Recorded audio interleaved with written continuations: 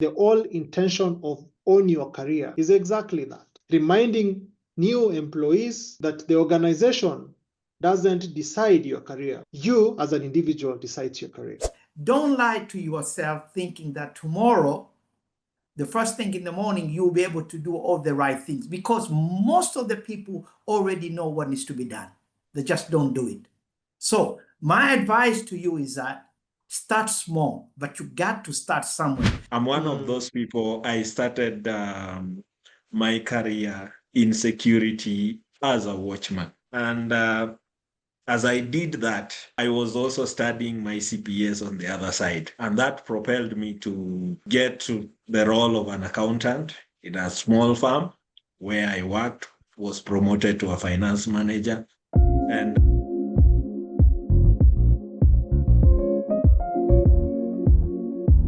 it is a privilege and an honor that all of us have made this session possible. And even as we start today, we are joined by not only Hilary Honge, my name, I'm joined with my co-host, Abdul Gaful Absaidi, coach, as we call him, and we have an amazing guest again today, CPA Ishmael Juma Opande. And I'll want to pass it to you, Abdul. What do you think the pilot does? This is a very interesting episode, and the reason why we are here is actually to challenge a professional to stop cruising on autopilot and take control of their career trajectory.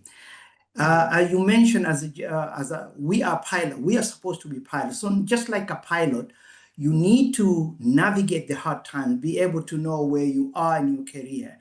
The discussion here is whether you are stuck in your current job or making progress and climbing the ladder, you still need to work hard and understand where you are headed. You need to be a pilot to direct where your career is going, to be strategic, to use that strategic approach.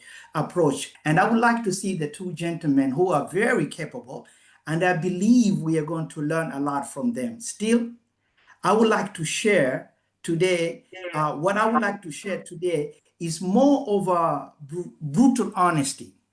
If these two gentlemen are assumed to be your friends and they will be nice to you, then I would like to play the role of no-nonsense uncle who will be straightforward with you. So what does it mean? Throughout the podcast, as much as we are going to talk a lot about a career, I will share 4 pillars that will help you pilot your journey to where you want to go. Ishmael, I want to request you to introduce yourself in the good detail that I know and that which I don't know. Thank you so much, Hilary and Abdul, for inviting me for this session. I'm excited, and of course, we are ready to tackle this together. Now, I start by introducing myself. I'm Ishmael Opande, a career accountant and finance professional, but I didn't start from there. We've had many stories of people who said they started somewhere and ended somewhere. I'm one of those people. I started my career in security as a watchman. And as I did that, I was also studying my CPAs on the other side. And that propelled me to get to the role of an accountant in a small firm where I worked, was promoted to a finance manager. And I've since then, that was way back in 2005, 2004 there. And since then, I've grown in my career, became a CFO at one point, and then moved to become a finance director in my last assignment. Right now, I'm consulting, and I'm more on project finance, as you have seen. And well, that's all about me in terms of my career. And what you can see is a trajectory of growth from one point to the other. Hilary, if I may interject here, Ismail is making me so happy because it seems to both of us have started from very humble beginnings. I recently wrote an article on work like a consultant, and it says your professional growth is in your hands. And I mentioned how it took me 8 years to get a bachelor's degree. While I was getting that degree, I was working in blue collar work, meaning I was working factories, I was working in restaurants, I was driving trucks, and eventually I finished.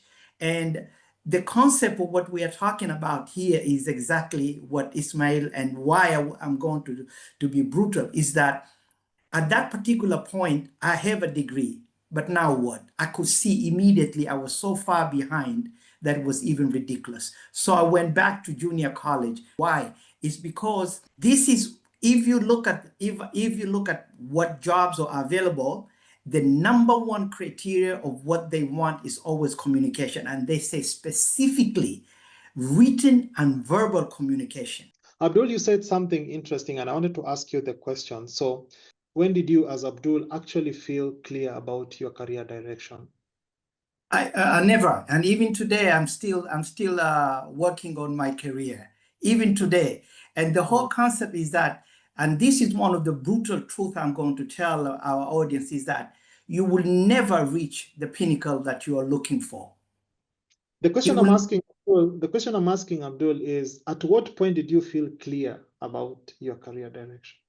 You know, when I was at university, I attended a session by this company called Robert Half International, and it is a company that does consulting as well as provide manpower. Yeah. And I was fascinated by this company, and it was at the back of my mind, and I've always wanted to be a consultant. As much as I was working, and I mentioned why I always talk about being a consultant. I work in regular jobs and getting laid off, changing whatever. Then eventually, and I got laid off. And that was a turning point where I had already finished my MBA, and I applied to this company twice, and they called me for an interview. When they call you for interview, they're not giving you a job. They just want to see, can they utilize you and send you to an assignment? Fortunately, probably at that particular point, they figured yes. And then I got the job. Not only did I find the job I was looking for, which was consulting, and the salary, which I love very much. And the most important thing that really resonated very well with me was, finally, I don't have to be there at 8 o'clock. But that was only the beginning. The development continued. And then one day, a friend of mine who was here, was in Dubai, called me. I was in the USA. Come, there is a position I think you are good at. And I said, no. Nimefika. I'm so happy where I am. And he said, okay, you just come. These people will give you, will bring you a ticket. Come, have an interview. If you listen to what they have to say, if you like it, fair. If you don't, you can go back. So I did that. And the rest is history. I've been here for 15 years. At what age did you really feel that you have clarity? In my 40s. When I'm in my 40s, because I got the job that I wanted. The salary was good. And here is the thing, in United States, if you are a professional, they don't pay you overtime. But if you're a consultant, they do, because the consulting company is charging the company. So if they pay you probably $50 an hour, they are charging the company $150 or $200. So the more they push you, Abdul, if there is any overtime, go ahead and work. We are allowed to work overtime. So suddenly you see you're getting paid overtime. I thought, now this is what America is all about. It sounds to me that journey didn't start then. It's something that you are working progressively to. Is there a particular time? Is there a spark? Is there a trigger that then started aligning the path for you towards being a consultant, or looking for a job that was a consultant kind of? I will answer you. No, and it started. I had an extremely hard time, and that's why I resonate very well. I understand where Ishmael was coming from. Here I was a second, as I was second in my class in Sacred Heart, and I went to the US, and I wasted 10 years struggling, finding direction. So once when I was going through, I said, this is the path that I'm going to follow. I spent a lot of time at university, at the uni, reading books, reading magazine to see how it's going to be. And I knew that I must develop myself. I must improve my communication skills. I must know how to write as well as speak, and then the Excel. And then I figured, you know what? As far as business is concerned, you are still far behind. The fundamentals of business is still, you are still weak. You may know finance, but so what? The fundamentals are weak. And the best thing to do is to go to university, to go back and take MBA. And this time I challenge myself. I say, you know, instead of going to regular school, go to online, because this is self-education. It means you have to push yourself. And then in my dissertation, I actually wrote, I want to become an international consultant. And guess where I am today? Ishmael, you are a security provider, and then you're doing your CPA. And then, you know, you are thinking at the back of your mind that you're going to be an accountant. How did this journey of being a finance person start? Hilary, this is a very good question. And one thing that drives everything is life. And at that point, I was just young, just finished my secondary school, and looked at the life we've lived with my parents. And I said, no, I want something different. And so I said, my parents are not going to continue paying for my college fees or what, because we were struggling quite a bit. So I said, I want to take my life in my hands. And I can tell you, we really had some run-ons with my dad, because there is a direction he wanted me to take. And he could not believe that his first son has chosen to go and do security, that kind of work. But when I was doing this job for the security, as a security guard, I got to see how people were living, what kind of cars people were driving as I opened the gates, and something was in me that, no, this is not the place where I should be. You should also one day be experiencing this kind of service you are giving to others. And I said, I will work towards this. And so when I looked at how things were, initially my parents wanted me to do nursing, but I was not made a nurse.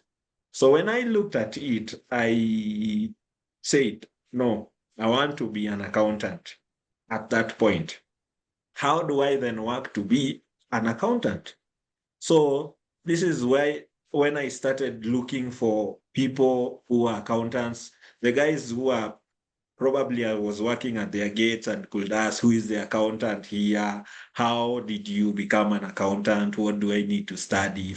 So the little I was being paid, that time it was about 3,500 shillings a month.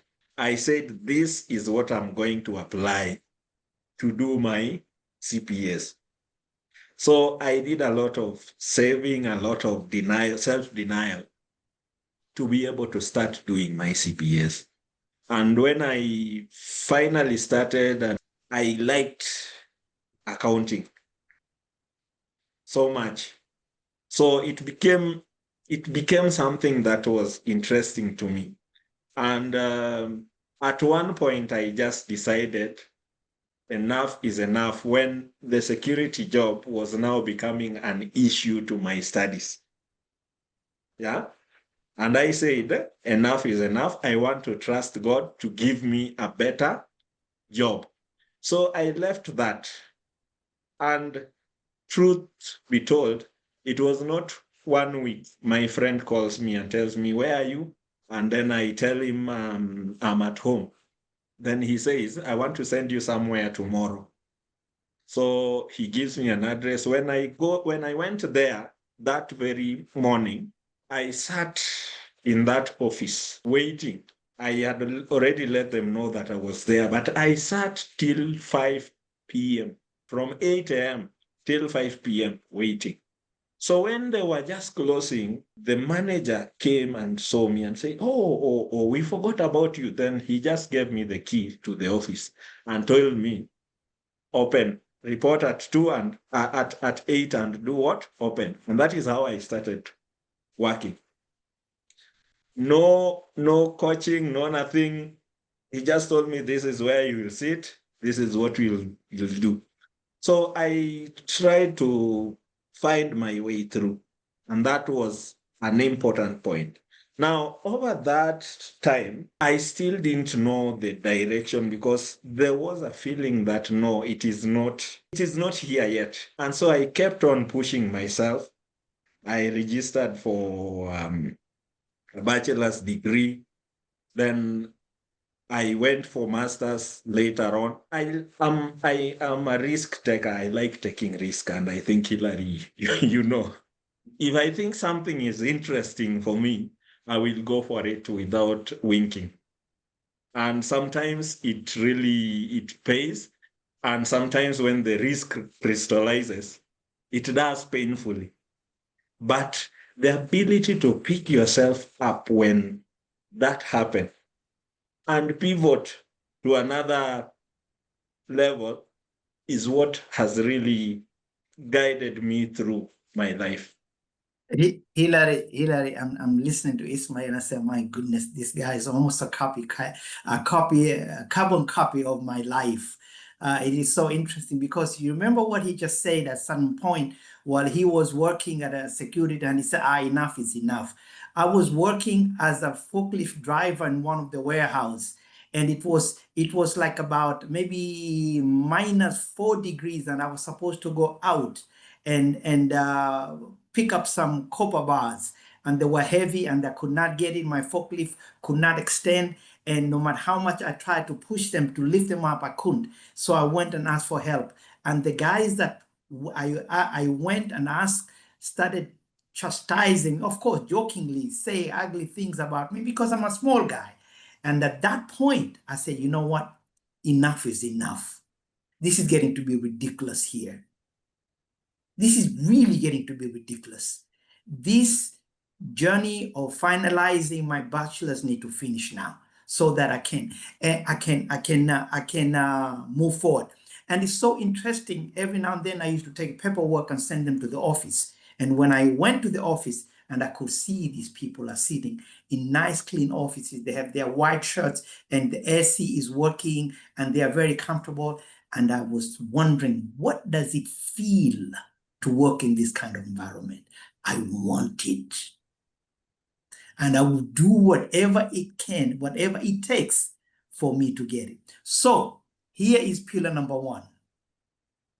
Don't lie yourself that you're working hard. You are not. Really, especially now, 2025, with these things, you are wasting a lot of time. Hardly anybody sleeps 8 hours nowadays. When I moved into Pan-Africa Life Assurance, currently Sanlam, in part of our trainings early on, this South African on virtual call, I recall vividly well her emphasizing the fact, of course, these things didn't make sense. I mean, when somebody's telling you that you need to be responsible of your own career, those things didn't make sense. Yeah, but on a call, that lady kept really emphasizing on that very first call with the 2 of my colleagues that we joined with at that time, that it's important for us to know that we are just starting, but how we start and how we end is totally on our responsibility. The one I never forget is the one when I joined, when I transitioned to Vivo Energy. You guys know it as Shell brand licensee.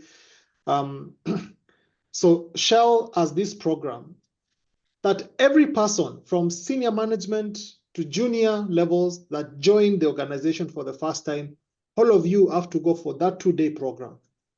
And the program, then it was called Own Your Career. I don't know how it's called today, but I want to assume that it's called the same. That program, every person in Shell goes through it. And the whole context, of course, they'll fly in somebody from South Africa to come take you through for those 2 days. The whole intention of Own Your Career is exactly that. Reminding new employees that the organization doesn't decide your career. You, as an individual, decides your career. Of course, it didn't make sense. I still have the material, and I think I've developed training materials out of that particular pamphlet now. But you know, it was a conversation. We went, ate very well in Serena Hotel for those 2 days, and went back to our desks.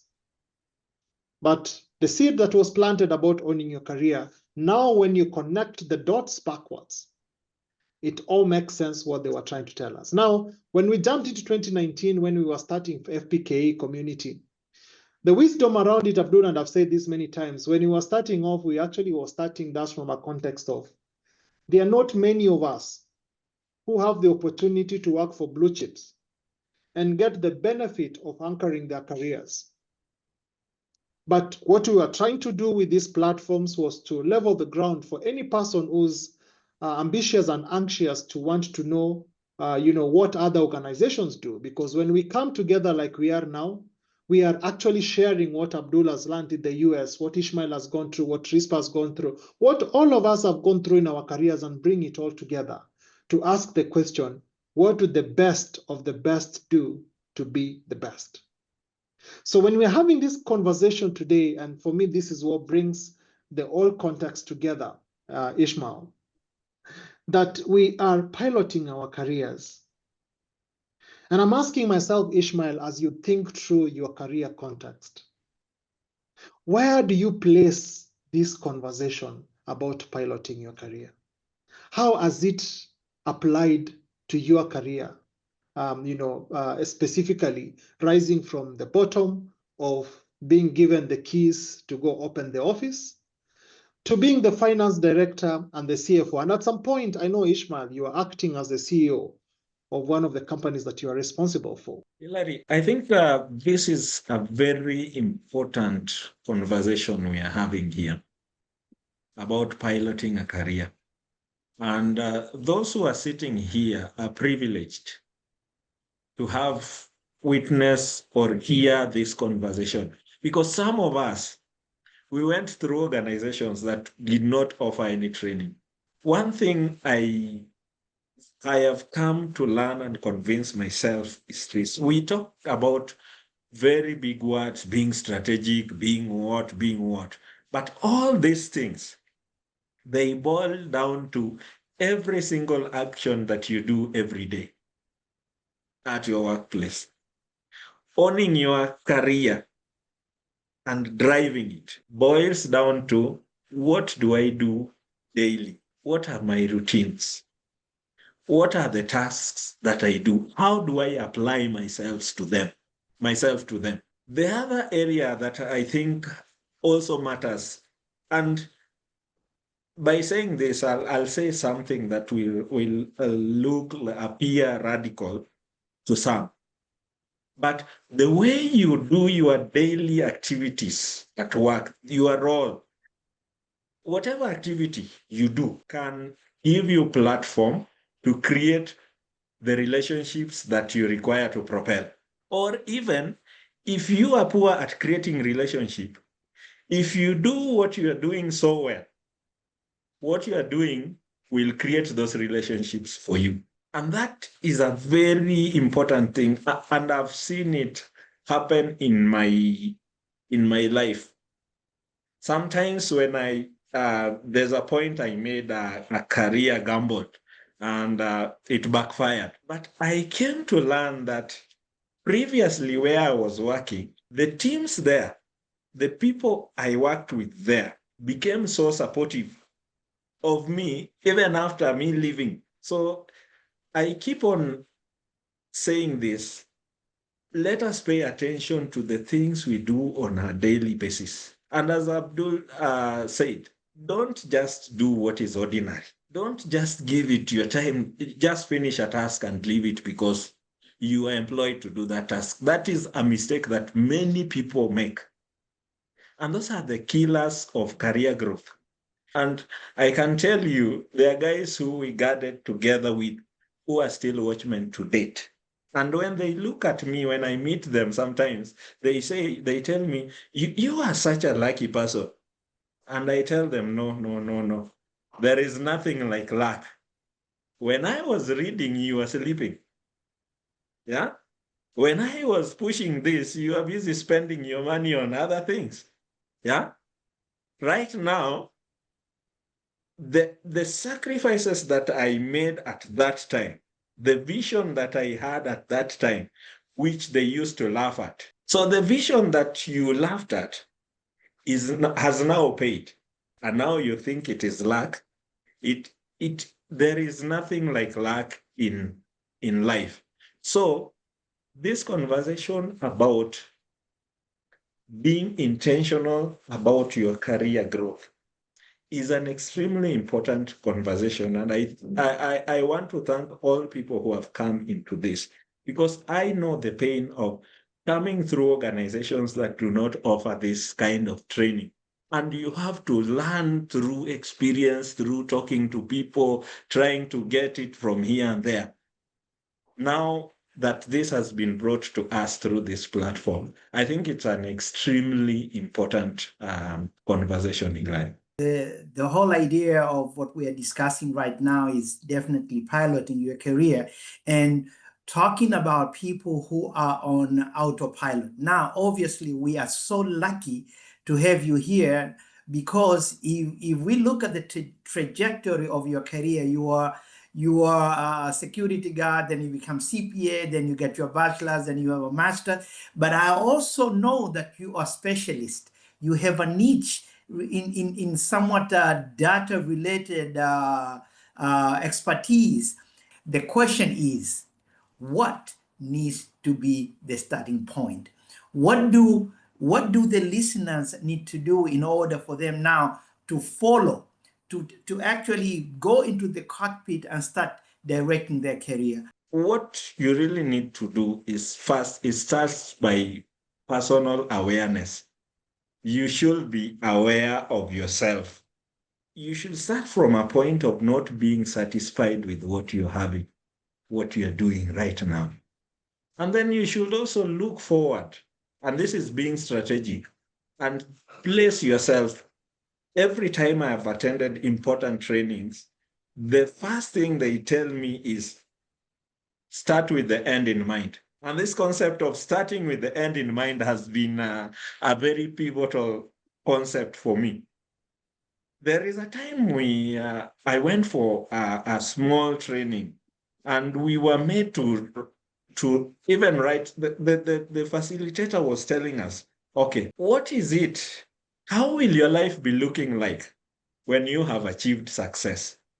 Do you even know it right now? So if you start by understanding how your life will look at once you have achieved everything you wish to achieve, then it becomes clearer. And this is what is the most difficult thing for people. We don't want to sit down and say, okay, this is where I want to go.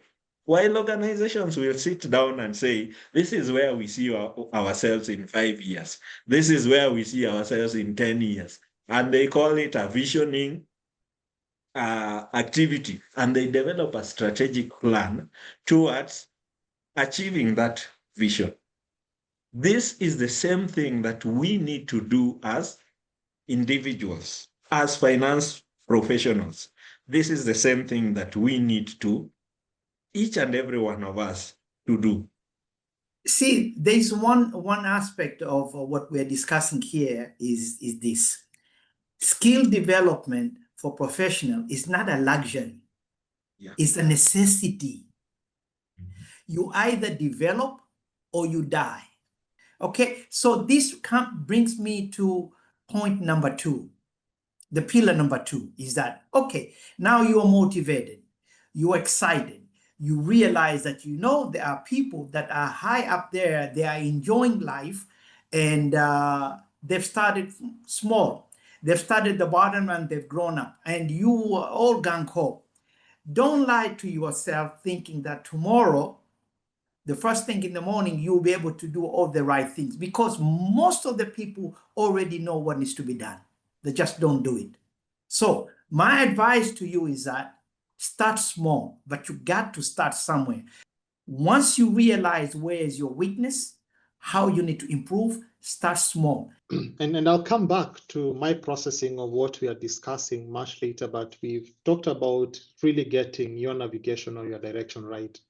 You know, as we are discussing this in context of a pilot, Abdul, it's beautiful because the very first thing you hear is the flight from JKIA to Entebbe leaves at this particular time. It starts with a direction.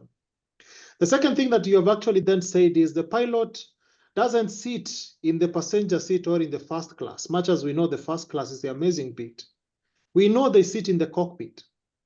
And I think, Abdul, what you're discussing about, what Ishmael you have talked about, is the question that many of us then ask, what really is in the cockpit that makes the pilot confident?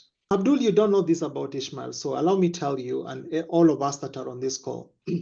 When we started the strategy peer group, or the CAI club as it currently is within FPKE, we just said we want to have a platform for guys who are senior in the community to gather and share things that are discussed at the senior level. What we didn't discuss was how are we going to get the venue for us to be meeting. And truthfully speaking, getting venues in Nairobi has proved not an easy venture because you have to pay for them.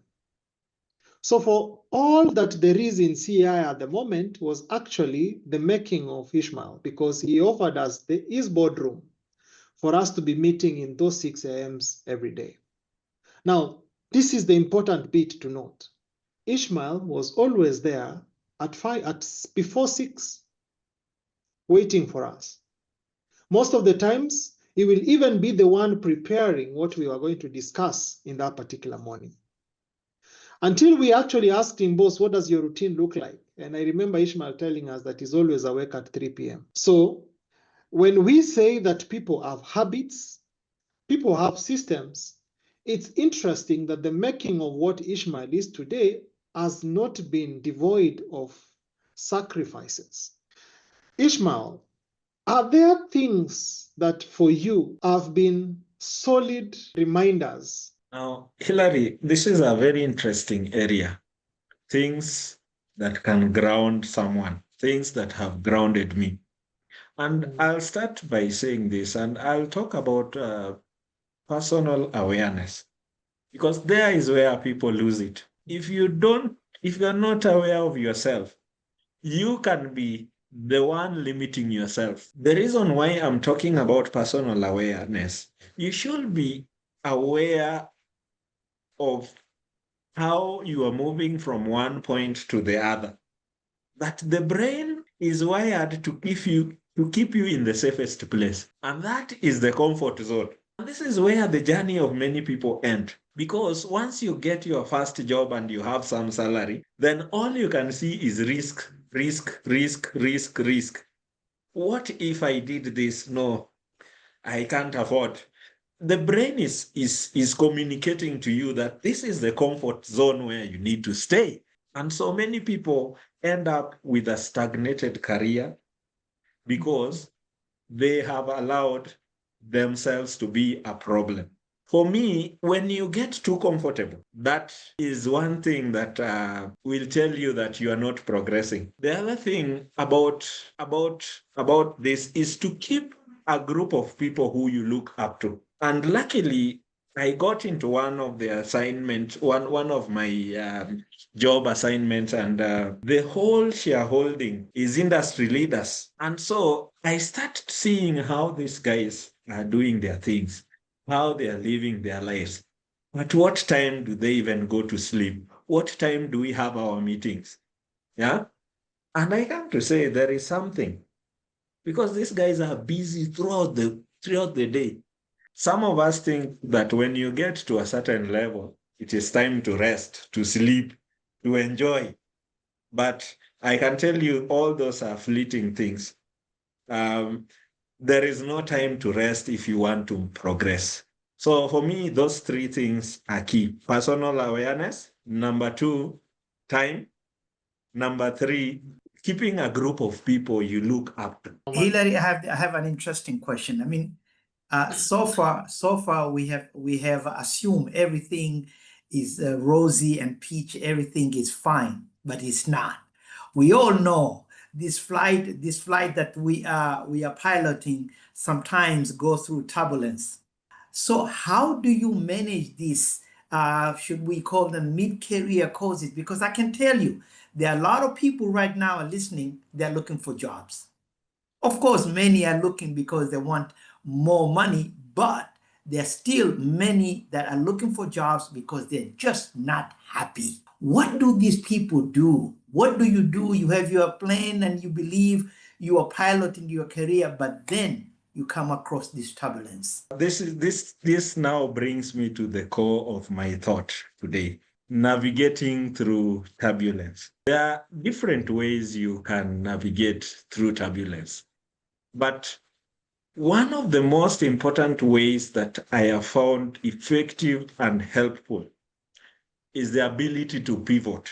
I can see we are trying to, what does that mean? What does that mean? Your ability to pivot when things are not moving well is really important. And this you cannot do if you are just the traditional kind of person. You have to give yourself the ability to be able to either change careers, do something else that is not finance, or find a creative way of doing something. Some of us here as finance professionals have never gone out to the market with the marketing team to do marketing for their organizations. And these things limit you when these kind of turbulences come your way, because you have no other way to navigate. You don't know anybody, you don't even know how to talk to your CEO or your leader. You don't have that ability. You've denied yourself the chance to ability to pivot. Then things are changing very fast at this very moment. And for me, what have really worked for me over time is when I see something interesting, I go for it. Few years ago, I saw a course online that was being advertised. And when I looked at the content, I saw myself playing in that platform. And I boarded a plane from Nairobi, went to Lagos in Nigeria to study this course. Yeah? I just asked for permission from my work and I went. This thing has come back to me, and now it is what is propelling me in my career because I took the risk. Sometimes we think things are too expensive for us to take, and so our mind keeps us in that comfort zone. But have we ever tried the cost of not trying anything? There are many opportunities for people to pivot, and those can help you during turbulent times. What happens when a pilot gets into turbulence? It's them to weigh, is this turbulence, can we go through it? If not, then what is the next pivot point? What is the next route we can take to avoid this? And that is how you move even with your career. Thank you so much, Ishmael. And very reflectively, Abdul, that's what Ishmael has shared is fairly very deep. Before a flight takes off, there are many things that a flight engineer will do. The pilot will have to take through the checklist of the things that they have checked to ensure that everything is in order before the flight then takes to the runway. Does the pilot not know that there will be turbulences on here? They know there will be.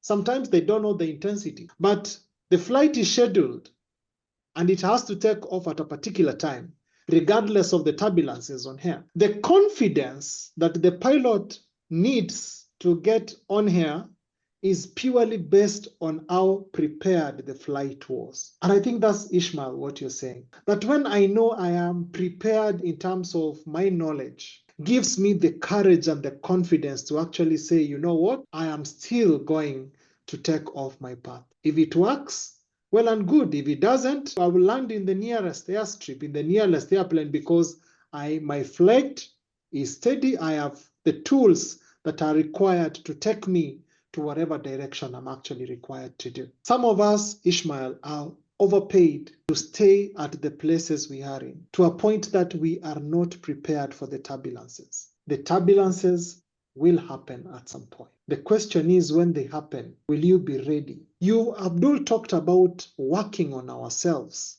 every day. Ishmael has emphasized the aspect about working on ourselves, including time management. Abdul, you have emphasized the question about relating with people, the emotional intelligence aspect. Ishmael has emphasized the conversation about how do you build resilience. And finally, Ishmael, you have talked about discipline. All these things are anchored on piloting our careers. Many of us already have jobs, and some that have not developed themselves. Now, the question is, if somebody, for discussion purpose, an employer is giving you 200,000 and you've been there for 2 or 3 years and you have not developed, why should he give you 250? For what? What else are you giving him besides what you're giving him right now? So you see, this is why, if there is one message that came out from this conversation today, is that self-development is extremely important. And in all seriousness, there's no better time in history to learn than now. Besides that, I want to go back to point number 3. And point number 3 is this: don't compare yourself to anyone other than yourself, other than your yesterday self, because sometimes we get jealous of others. So if that energy of you feeling jealous, you do have that energy of you feeling jealous about somebody else, the truth is that use that energy to analyze yourself. There is nothing you can do about your friend or your colleague or whatever and how much they're making. Take care of yourself. If you don't develop yourself, then you're an autopilot. I'm asking myself one question, Abdul, and this is specifically to you. For the many years you have worked, you seem to have gotten the script, at age 40. Do you always document your plan, Abdul? Oh, definitely. Whatever Ishmael was saying you cannot get where you are if you do not know where you are. No matter what kind of roads that people give you, it will not happen. And there's one thing, talk about piloting. There's one thing, and this is in real life, Hillary. When a pilot is leaving from point A to go to point B, every now and then they are wavering up and down, up and down, up and down, not going straight line. And our lives are like that. You see, based on all the learnings that we have done previously, and Ishmael is a student of self-development, I can tell, it tells, set up your goal. Don't worry how you are going to reach it, but set up your goal. Know where you want to go. If you don't plan, you are planning to fail. So if right now, if some of the listeners here do not have goals, do not have plans, do not know where they want, do not have that end on mind, then how you're supposed to get there? And I feel like maybe that's could have been the amazing conclusion. But before we drop off, I keep believing that this session is really not ours. This is about the entire audience that we are with. I believe, Esther, good evening. Good evening, Hillary. Good evening, all. Yeah, I don't know if I'm the only one, Esther, getting so much encouraged out of the conversation with this gentleman. Yeah, that was an awesome delivery from our guest, Ishmael. Thank you very much. For me, it's the issue of one. Let me start from first. Next time, Hillary, please use driving. For some of us, we're more comfortable driving than talking about flights. Yeah, to bring the Okay. points home. But I loved it that he brought about the issue of I would call it like mapping out your route. Yeah, and from my own personal experience, yes, it's hard to like predetermine what your route will be because there are too many unknowns. But very critical to just like adapt as you go by, identify the skills that you will need, like through your journey, look at, do you need to upskill your education level as your journey progresses, what kind of networks will you need? Thank you. Thank you so much, Esther. Hi, Hilary. Can you hear me? Yes, we can hear you, Rispa. What are you taking home out from today's conversation, and how do you relate to today's topic as well? I joined in the course of it, but I can for sure tell I'm very lucky to have created time to attend today's session. And for me, for every session, there's always something to take away. And the first takeaway I've taken is that for me, this has been a trigger. There are certain things that I really started doing so well, and I stopped doing them for the excuses that Ishmael and yourself, Abdullah, have spoken to. And so my key takeaway is that there is not anyone coming to do nothing for you. Somebody has to do the work, and that work has to be done by self. And if you look at where all of you are coming from in terms of your career paths, there is no shortcut. Hakuna free lunches. Somebody has to roll them down sleeves and then work and get it done. So it's trusting the process, putting in all the work. And I loved the part of getting a tribe that resonates with the desire you have or where you want to go to, or people who've walked the path that then they can walk you through as you continue in your journey. Hilary, this take me to pillar number 4. Don't flatter yourself that you have reached, that you are doing so well, including myself and Ishmael and you and anyone who has reached a certain point. The discipline needs to be forever. It's an internal war that you have with yourself. And and the wonderful thing about it, if you do it for an extended period of time, and suddenly one of these days it will be your identity. And to be honest, there are a number of times where I feel like I don't show up, and then I remember Abdul is 2 hours behind, and he is going to still wake up and show up. So why should I not do the same? That's I think what Rispa said, knowing that you are friends, that you are keeping the right company, that anchors you towards the direction you want to. Ishmael, I don't know if you have any closing remarks. What I can say about the whole journey is everyone has to have a journey, and that journey is what leads you to where you want to be, or at least closer to where you want to be. It's a difficult thing because it requires discipline and many other things to do. There is one thing that I've seen happening, that people are going for cheap things. So if you want to do a course, you want to look for something cheap that you can do, then you find that the content was just the face of it. Look for make a sacrifice that you can feel, because you are feeding into your brain. This will be my final remark, that think about it. Don't just get garbage into your brain on the guys that you are learning something. Be deep, be intentional. Ishmael is hosting a project management bootcamp. Ishmael, you want to tell us about it? I'm hosting a project finance bootcamp in Nairobi in the month of September, from 18th to 25th of September. It will be an in-person, a 6-day in-person project finance bootcamp. It's trained by the world's best trainers, and there is an invitation to any finance professional who is willing to come. This is an area you can pivot to. It's rather very green. Africa is now ripe for infrastructure. Our governments are warming up for private partnerships. We are seeing many traction towards that end. And it's an area that is open right now. And there is a big skill gap in that area. This invitation is sent out to you. I will share the flyer and the registration details. It's not cheap. It's $1,500.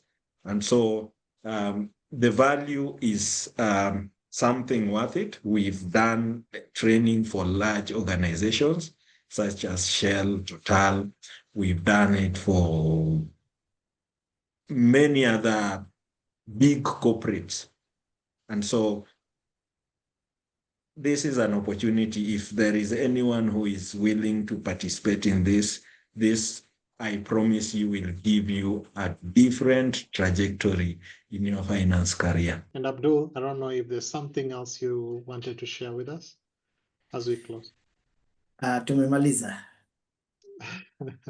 Thank you so much, everyone. I think for me, it's really to appreciate all of us that have shown up for this session today. As always, the FPK platforms, Starring Your Career Ambition podcast sessions, all the opportunities that we have within the community are about catalyzing growth and empowering us as professionals. Our next episode is going to cover an interesting conversation, and it will be largely centered around career landmines.